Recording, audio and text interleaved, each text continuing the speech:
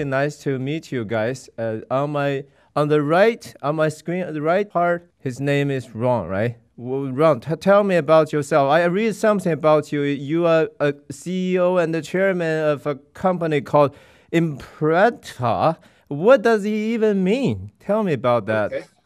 Yeah, so Imprenta Communications Group, I began my life and my professional journey in politics, and really with politics because I thought it was the way to change the world, to make our world a better place. So one of the things that I felt as an Asian American was that we weren't very well represented. And I had gotten because there were no Asians involved in politics when I got involved in the 1980s, I used the Latino community as a model because I feel that we're both immigrant communities. We have a lot in common with the Latino community, language, discrimination, things like that, right? Not speaking English fluently as immigrants, so forth and so on. So Imprenta is both a Filipino word and a Spanish word. Oh. And so I wanted to put that together as the Latinos and Asians. So that's been a focus of our company. And we do marketing. But what does it even mean? Like you said, it means to make an imprint. Oh, imprint. Oh, it's to make a mark, right? Yes, to make a mark.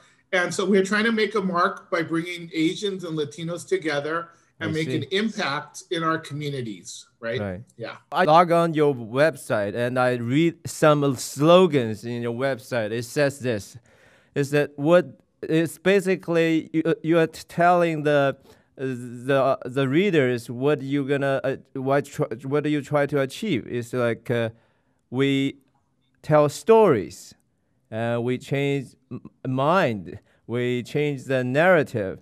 We make impact. We win political campaigns. So tell me about this telling story part, because I really want to hear some of your successful story. What story have you told, and how did those story help some people? We can talk about the people you helped later. Okay. That's a good question. Very good question. So I think the most relevant, and I'm just speaking because it's fresh in our minds, is we now have an Asian American Attorney General, Rob Bonta, who's Filipino American, right? And we were consultants, and I'm a friend of his and also a consultant to him, but as a friend consultant, not that he charges us money, but just as an advisor to him. So let me give you an example of how we tell stories and how we change the narrative. The governor makes the appointment to Attorney General in this case because it was an open position. So he has a lot of different people to choose from. He can choose, as long as you're an attorney, you can be the California Attorney General, right? So, you can imagine he can appoint anyone, pretty much a prominent attorney at a law firm, prominent elected official. Everybody wanted to get this job, very, very highly contested. So why did he appoint Rob Bonta? And so that's part of Rob Bonta's story. And he has a very compelling story. One, that he's an immigrant. Number two, that he understands different people. And number three, that he's an Asian American. Right. And I think as a sign of the times, with all the hate going on in our society, that was a story that needed to be told. And also changing the narrative to think that an Asian American could be the Attorney General, because we have an Asian American controller, we have Asian American treasurer, but we never elected or have had a chief executive over law enforcement or like the governor who's Asian American. So that narrative needed to change. So that's kind of what we do. We help people come up with their own stories that helps people look at them differently, look at issues differently. And when all the hate was going on and still going on, obviously affecting our community, one of the key things is that why have an Asian American as Attorney General? Well, he's the top law enforcement officer. We need to have an Asian American to address what's going on in the state right now. We need to have enhanced, people in prominent roles who can change the narrative for our society. That's the most relevant, I think, today. But that's kind of the things we do. We change people's minds. We pose problems, try to solve problems, and tell stories. And that's kind of in the documentary that we'll talk about shortly. One of the key things that we did in this documentary, Tony and I did, is try to tell a story of Asian Americans and the discrimination that we face. I think it probably is a good opportunity to also bring Tony into our conversation. On the screen left, welcome to our show, Open Mic. Tony, maybe talk about yourself a little bit. Well, I make films. So I started out making TV commercials, music videos, and I made a feature film. And, I try all different formats of filmmaking, but this is actually my first documentary film.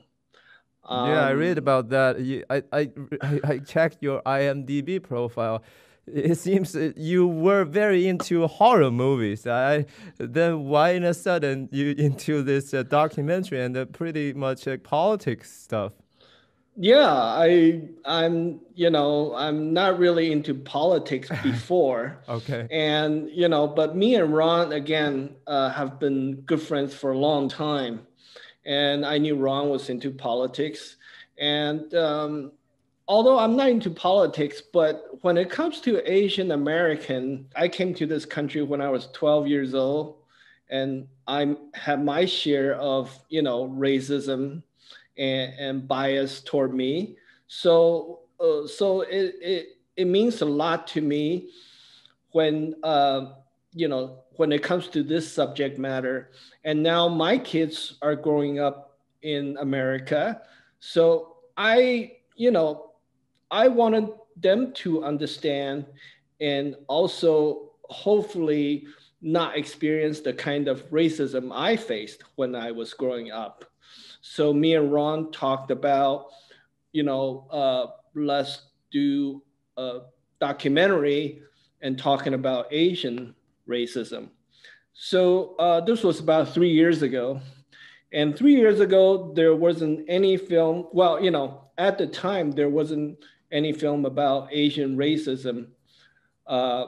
So, at that time, everyone thought Asian have made it, with success of Crazy Rich Asian.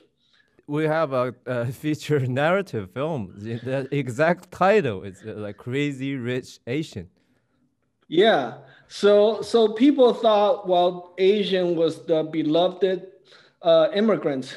Everybody likes Asian. So people go watch Asian on the screen. And you have Parasite, who won the best feature film in Oscar. So it seems like it was all great for Asian. But at that time, me and Ron wanted to do this film.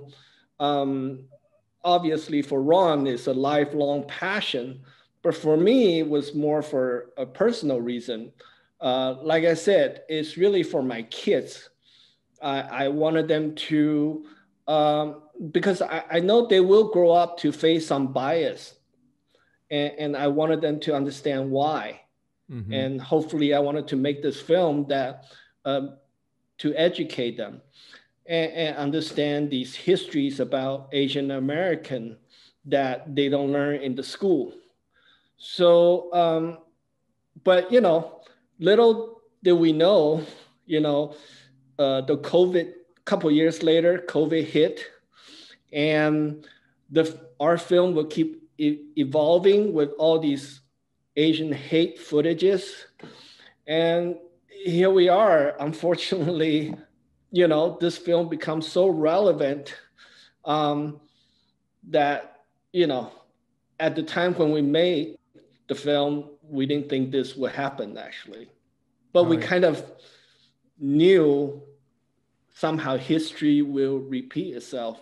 Just like in the film, Evan Lowe, the assembly member, mentioned, many at the time, many Asian Americans didn't think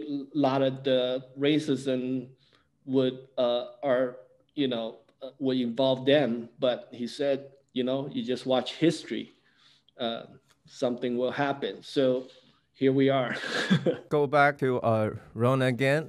I'd like to know more about your company, this Imprenta.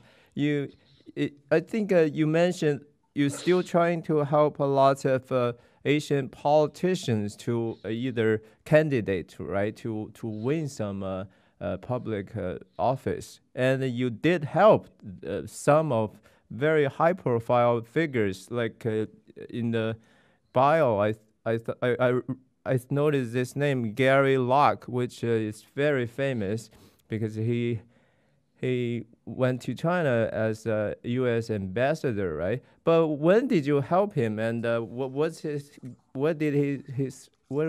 running for? This was a while back because, you got to understand that Imprenta and my involvement in politics dates 30 years. So when he was first running, I think it was for governor of Washington State. My firm, which was a different firm at the time, helped him with fundraising and reaching and expanding his base among Asian Americans so that he would have a strong base to raise money when he was running for governor. But yeah, that's kind of the work that we did with Gary Locke. So we've had relationships. And because I've been very consistent in working in politics, I've had the pleasure of working with and advising a lot of folks, Asian Americans, that want to get involved in politics as candidates or are already in office.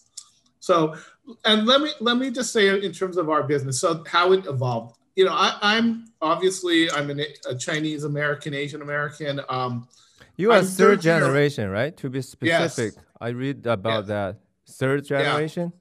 I'm third generation. My grandparents, I'm half Filipino American. My grandparents were born in Hawaii on my mother's side, and my father's side, they were the people that came to work and be merchants in the late 1800s, going back and forth, right? So, it's that first wave from Toisan that came and worked in California. So I was involved in politics again because I knew of the history and the discrimination that my parents and grandparents faced. And I thought, as for us to be full Americans, we need people in the system, in the political system, because it wasn't anything that is encouraged in our community, right? I think what's mostly encouraged is that you stay quiet, you work hard, you make a living, and then you hope for the best. It's like Tony says, doing it for his children. Well, I'm that child in the sense that, except that this is the 1960s and 70s. So because of my parents' work, my grandparents, I thought I had an obligation to try to change things through politics. And I didn't enter to try to just work with Asians, but as I got into it, I realized we didn't have a lot of candidates. We didn't have a lot of elected officials. When I first got involved in politics, I was very much drawn to the Latino community because we had no Asian politicians. Michael Wu, I was involved with Michael Wu's first race when he ran for LA City Council. That was 1989. Chinese American ran for mayor later on, Michael Wu. He was the first, right? So, I've had the pleasure of working for many of the people who were the first. But as a business, that was also a business opportunity because when you have nobody at the table, but I knew 20 years ago that the Asian American, particularly the immigrant Asians, were fueling their large growth. But as recent immigrants, even when you register to vote, you still might not be fluent in English. You still might read Sing Tao or World Journal. Someone needed to talk to them through the media that they read. So that's what evolved into my passion becoming a business, because there's business because we're meeting a need. Someone had to talk to all these new Asian voters, right? And also Latino voters. Nobody was speaking to Latino voters in Spanish. So we created ads for not only for candidates, for corporations that were doing more public type work in Asian languages. So that was a niche that became a business. So that's how we've been able to build a business. Yeah, let me ask you maybe a little bit challenging question, because I'm the first generation immigrant, and I know lots of people around me, maybe because we just here for not too long, right? Then we probably have a little bit different perspective or perception of the problem in our country. Especially look back at 2020 when we have this Proposition 16. For the lots of first-generation immigrants, Asian immigrants, we feel like this is not good for us. This was not good. And it might reduce the chance our kids to be educated. But lots of, the people you probably really familiar with, Evan Low and Ted Lieu, and lots of Asian American officials, they actually all endorse this proposition. Do you know this thing exists, and what do you make out of this? And is there anything you can just share? And we know because Prop 16 was defeated, and that makes things even weirder for me. Could you unpack that complicated situation for me? You're right, absolutely, and I'm happy to try to unpack it. That's a very complicated situation. It's a very complex one, but I think it's, number one, there's two things. It's understanding history and institutional racism, meaning the system that racism built in America, and then the history and then the future, right? So we could have a whole talk on this for a long time. Yeah. But if you were the powers that be in America, and that I think were represented in a lot of the policies that Trump had, you do not want all of the minorities or people of color coming together. You want people divided, right? It's just easier to manage things and keep the status quo if people are divided. This is an issue that divides Asian Americans, particularly more recent immigrants, away from other minority groups. So then you have to think about what kind of society do we want to live in? So if I were, and Tony can add in here because he lives in a community where very similar to Cupertino, or so we're very familiar. That's where we live. Yeah, exactly. That's right. Where we live. We live in those types of communities where we're among folks and they have a point of view, right? My parents wanted me to go to UC, wanted me to work hard, right? And wanted me to have those opportunities. So if they felt that I didn't have that fair chance, they would be angry too, right? But what is the overall goal? There's still a lot of discrimination which happens in the workplace that doesn't get addressed, right? Not just education. Do we have a fair shot at work? Would affirmative action help with minority contracting? So education is one piece, but there's other pieces: employment, education, minority contracting, giving small businesses those opportunities. Yeah, maybe in the government too, right? Especially in government. And then the second is what kind of society do we want to live in as a whole, right? If we just fight among ourselves, we're really not going to change this society.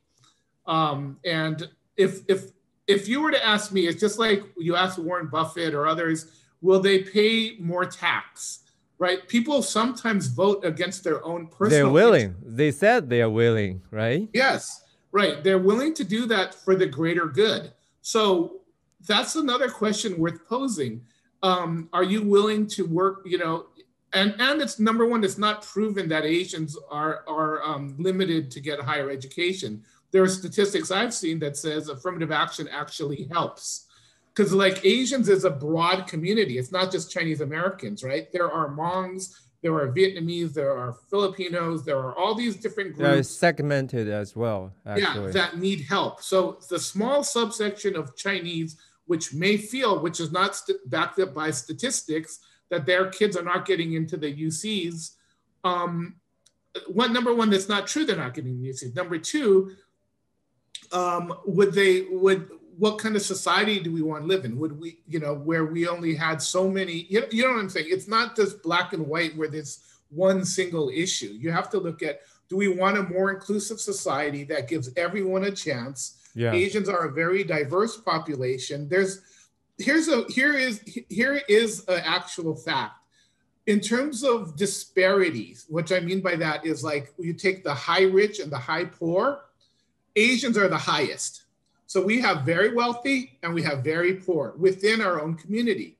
Now, just like I would vote if I had $1 billion to pay higher taxes, would I give up my slot to help a poor, or someone who's clearly needs help, who's from the Hmong community? That's a question, right? It's a legitimate question. Some would say no, right? I got your point, Ron. I think you did a great job to nuance the situation. But you mentioned something about institutional discrimination or the intention of dividing people. But did you watch a video several days, maybe a week ago or weeks ago, when Andrew Yang, he was trying to bicycling with a protesting team. I think it's BLM, Black Lives Matter. And in the end, some people in the crowd just picked him out, said, "We don't need you. Go away." Did you watch that? No, I didn't, but I'm not surprised. And that's kind of like what we address in our film. It happened so often. It happened to John Chung for governor. Happened to Matt Fong when he was running for Senate. It happened to Mike Wu when he was running for mayor. It's going to happen again. Yeah, that's just we don't belong here. Yeah, that's what they told Andrew Yang, and this.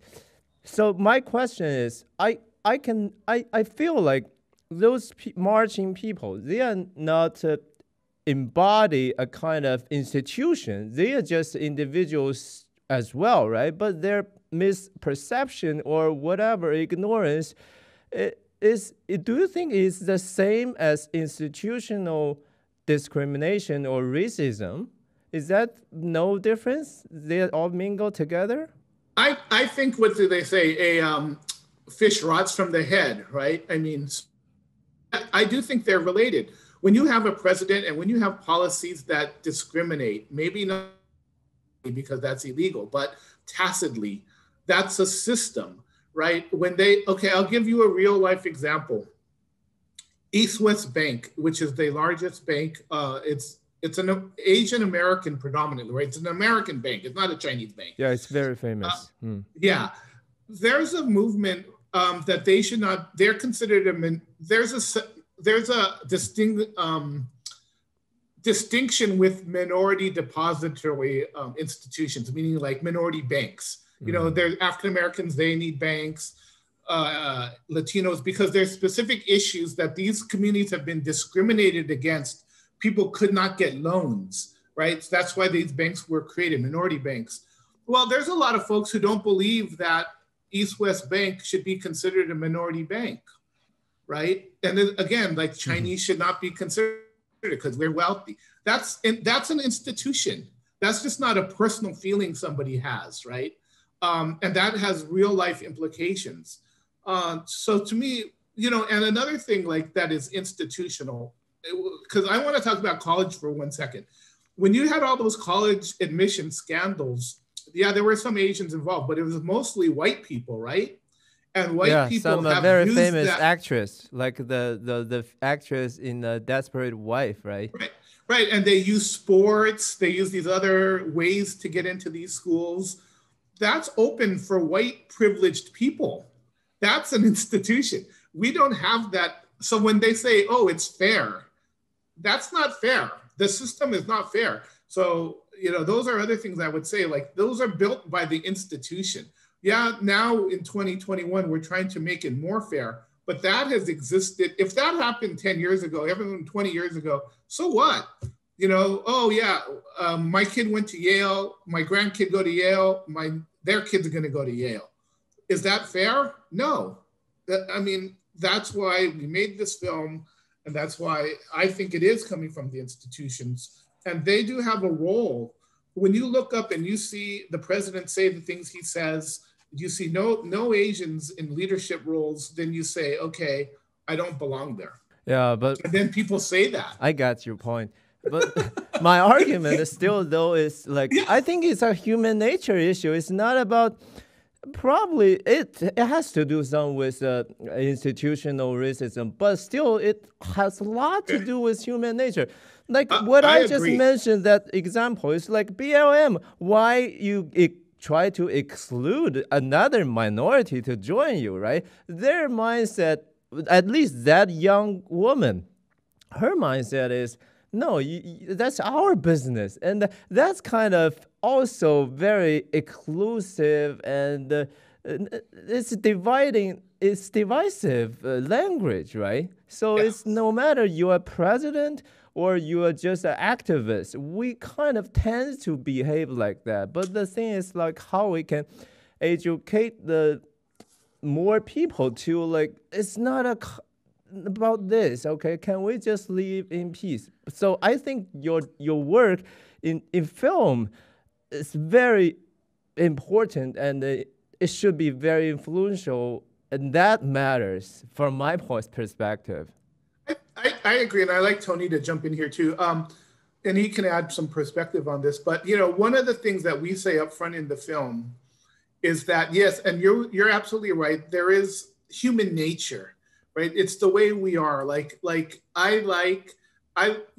feel great and proud about my heritage. Right, yeah. If we go to China, we feel a lot of pride in that. Everybody does. That's human nature, right? Your tribe, where you're from. But in America, though, as opposed to, you think of any other country in the world which says, "Come here and you will be equal," right?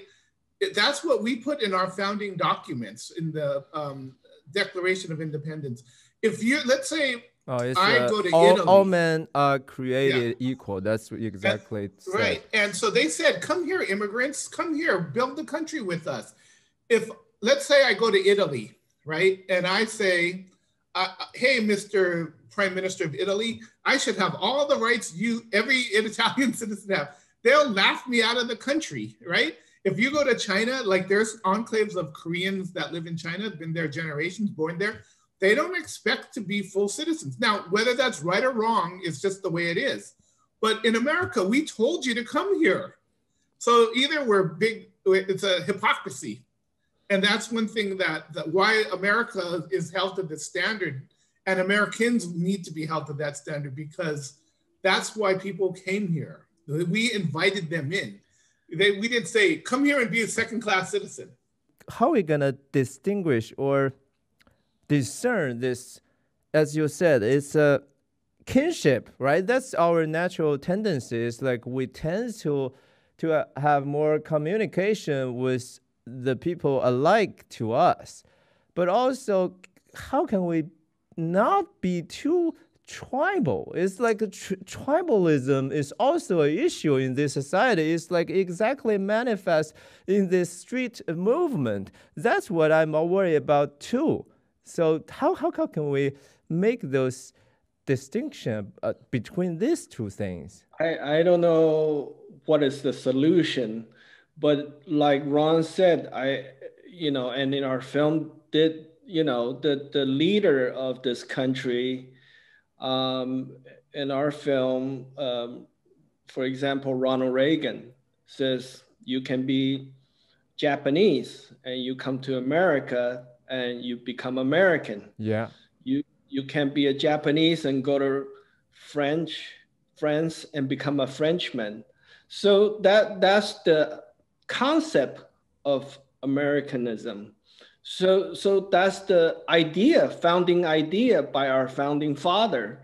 So if you promote this and then you still kind of have this tribalism, I mean, the world is not perfect, but that is the conceptual idea that you're aiming for. So everyone should be aiming for that. And that's what makes Americans strong. And that's what makes America a great country. But unfortunately, when you divide every kind of different race and different people, there's a word that says, together we stand and divided we fall. Yes. And idea of America. Very well said. Yeah, I really agree to you. All right, so keep in touch and have a great day. Okay, thank you. Thank you.